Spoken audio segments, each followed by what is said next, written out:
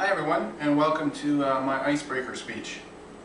My name is Garrett Dirksen, and I'm 28 years old. I grew up pretty much in the middle of nowhere, and that's what kept me busy.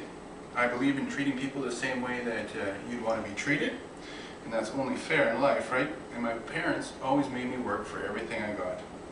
So when I was trying to figure out what to write about, I thought about a story about when I was 12 years old.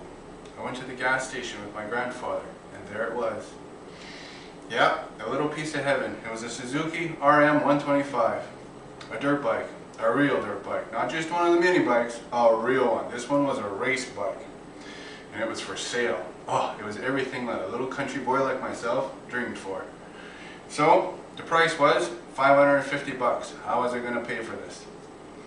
First of all, I tried asking my parents. They told me, get a job. So next thing is, I worked for the summers for my uncle, milking cows on the farm.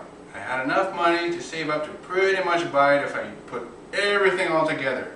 So, like any 12-year-old boy, I put everything together and I bought it.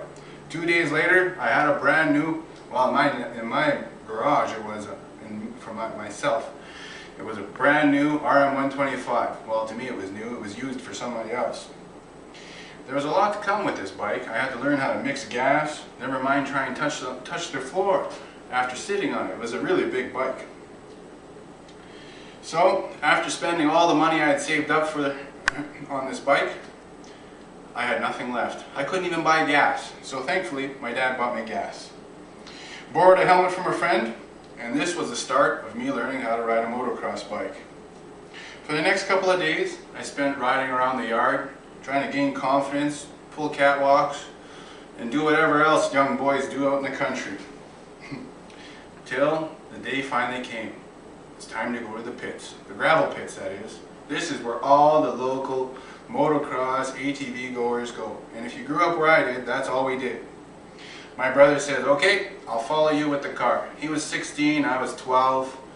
So you can just imagine the age difference. He wanted to drive my bike, and so did I. So off to the pits we went.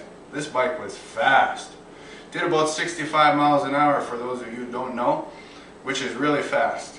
So down the road I went flying. The only thing you could see behind me was a cloud of dust. The pits were about 2 miles away, and I got about a mile out and I couldn't see my brother behind me anymore. So what did I do? Pull over to the right of the road, and I stopped my bike. Only to find out that there was no one behind me. There was just dust. All I'd hear is the hum of my brother's Chevette. It was coming strong. Here I am, still parked on the side of the road, thinking that he will stop for me, right? Well, little did I know, he couldn't see me either. Out of the dust comes this gray little Chevette, beating down the road like a demon. And he sees me, his eyes get about as big as saucers, and he hits the brakes. There's about six feet of skid marks before the impact of him rear-ending my bike. I was still on the bike went flying. There was a truck parked about 20 feet in front of where I was stopped, and that's where the bike laid to rest, right alongside this guy's truck. Left a scratch, probably about this far, from the back bumper of his truck right to the front. Not good. What am I going to tell my parents now? I did a somersault into the ditch, and I wasn't worried about myself. I was more worried about my bike. My brother, at the time, I finally seen his eyes because he always squints. If you knew him, this would actually, humor you. Didn't even put his car into park. It actually rolled into the ditch. He was too busy checking me to see if I was okay while I was checking my bike. Well, lo and behold, I was okay till the next day. Then I was really, really sore, and so was my bike. So, off to the pits we went. I never did find out who owned that truck.